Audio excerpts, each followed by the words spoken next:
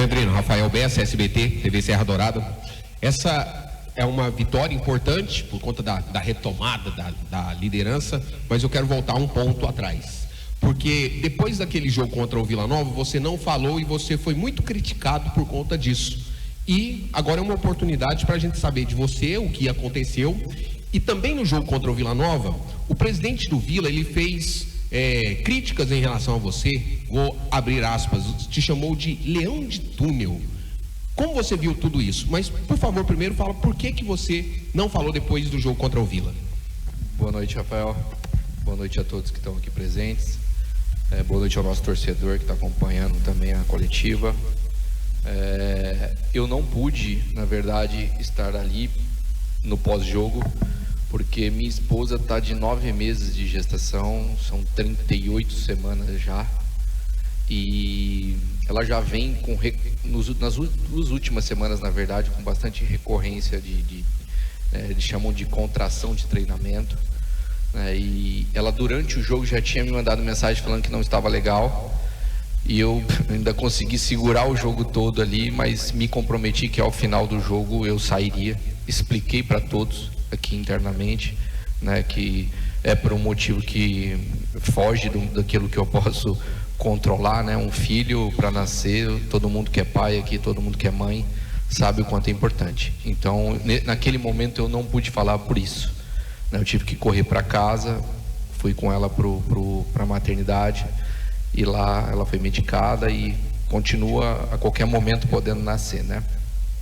Estou até de alerta aqui com o telefone, porque pode acontecer a qualquer momento.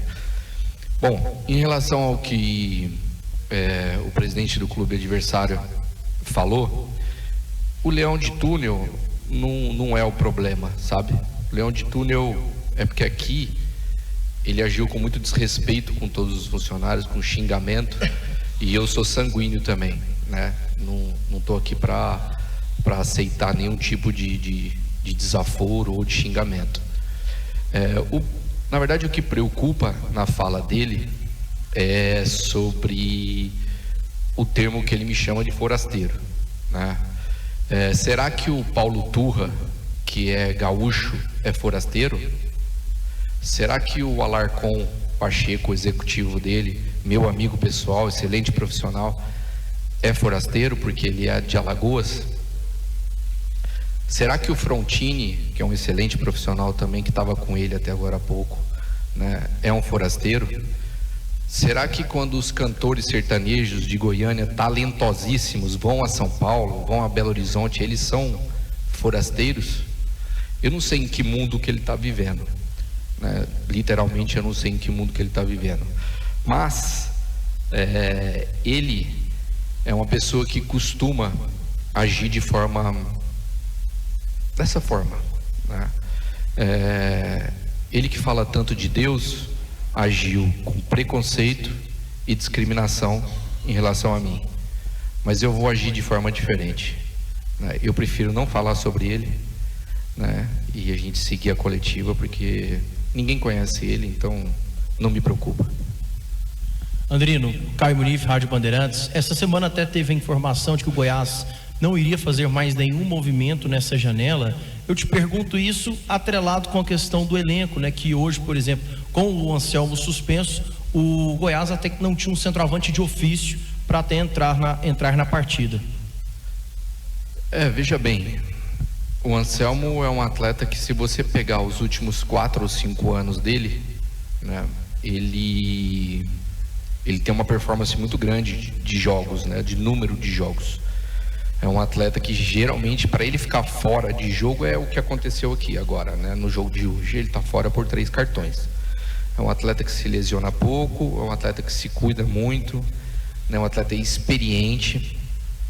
Então a gente sabe que a gente pode contar com ele, né, na maioria dos jogos, né? Nós temos hoje o Arthur, que não é um 9 de ofício, mas já fez na posição, né? Mas ainda não está 100% fisicamente. Mas eu vejo nossa equipe, nas minhas conversas com o professor, com a comissão técnica, uma equipe muito coesa, uma equipe muito, onde nós temos alguns atletas que atuam em mais de uma posição, né? E outra coisa importante é a gente respeitar a parte orçamentária do clube, né?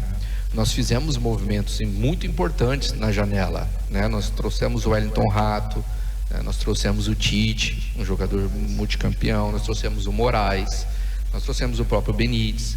Então nós fizemos movimentos que em um certo momento outros clubes não fizeram. Agora outros estão fazendo e nós estamos preferindo, né, seguir com aquilo que a gente tem convicção dentro da nossa casa. Mas eu costumo dizer que a janela só fecha no início de setembro. Até lá tem alguns dias, e se a gente enxergar realmente que há necessidade, nós vamos voltar a conversar com o conselho de administração, com quem cuida do caixa do clube, com muito respeito, por sinal, né, o nosso diretor financeiro, o Leonardo Pacheco, nosso diretor executivo, o próprio conselho de administração, que se preocupa bastante com isso. O Goiás é um clube que, para o mercado, ele passa um recado muito importante. É um recado de solidez, é um recado de solidez financeira, um clube honrador dos seus compromissos. E isso eu acho que é muito importante, a gente tem que respeitar. Boa noite, Andrino. Como que você viu os protestos da torcida hoje, antes do duelo, com as faixas, enfim, muito referente a tudo que aconteceu no clássico contra o Vila Nova também? Como o professor falou, né?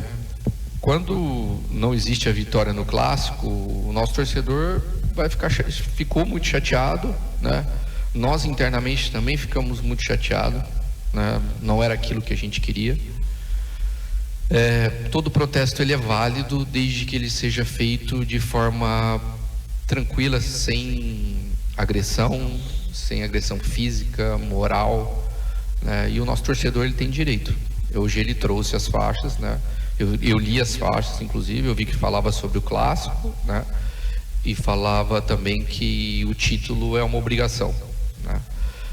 Aqui internamente todos nós sabemos o quanto que o acesso é importante, e quem sabe nós vamos querer sim buscar o título brasileiro para entregar para o nosso torcedor, até para compensar aquela nossa derrota no Serra Dourada, onde nós perdemos a vaga da Copa do Brasil, né? Então está todo mundo muito imbuído de buscar e entregar para o nosso torcedor. A única coisa que é difícil é que realmente quando não vence o clássico machuca todo mundo, mas vai passar, nós vamos conquistar. E o objetivo do Goiás, ele é muito maior do que um jogo de tamanha expressão como é o clássico, mas o objetivo é muito maior. O objetivo de chegar à Série A, o objetivo de jogar as grandes competições, ele é muito maior. Deixa eles pensarem pequeno, que a gente pensa grande. Boa noite, Andrino. Quando você fala em buscar o conselho fiscal, financeiro, para se ter mais dinheiro para contratar, caso necessário, a gente entende que o teto para essa janela já chegou no teto. É isso mesmo? Ou estou equivocado, né? Já chegaram no orçamento previsto com as contratações feitas até essa janela? É isso. Quando você trabalha com planejamento, você trabalha com números, né? E os números têm que ser respeitados, né? Como eu disse, o Goiás ele é conhecido no mercado por ser um clube muito organizado financeiramente. Foi sempre isso que eu ouvi em São Paulo, né? Ao longo dos meus 12 anos no futebol paulista. Sempre recebi isso, de que o Goiás era um clube muito organizado financeiramente, não faz loucuras, né? Honra com todos os seus compromissos. Então a gente tinha um teto para a contratação, né? Um valor já pré-estabelecido para que a gente, né, entendesse o que era necessário para o Goiás brigar por título e acesso, e nós chegamos já muito próximo disso, né? Houveram algumas saídas, né? Recentemente saiu o Zé Hugo, saiu o Facundo e agora saiu o Aloísio, né? É óbvio que abre um espaço, né, dentro da folha, mas a gente também tem premiação, né, que a gente precisa se preocupar. A gente tem logística, que não sei se muitos sabem, mas o Goiás tem que investir praticamente em todas as viagens, né? Todas as viagens o Goiás tem que desembolsar financeiramente para hotel, para aéreo, porque muitas vezes o que é oferecido para nós não atende o que a gente entende como ideal para a nossa equipe, né? Então muitas vezes o Goiás tem que dispor de capital. Então, dentro de uma estrutura do futebol, não existe dinheiro só para o elenco, existe um capital que também é reservado para outras demandas dentro, que também toma um recurso muito importante. Mas, como eu digo, se a gente achar que é interessante alguma peça que aparecer no mercado, realmente, que a gente entenda também que caia no modelo de jogo do nosso treinador, do que a nossa comissão técnica pensa, com certeza nós vamos avaliar. O Andrino, e você falou das saídas, né, que abre um certo espaço.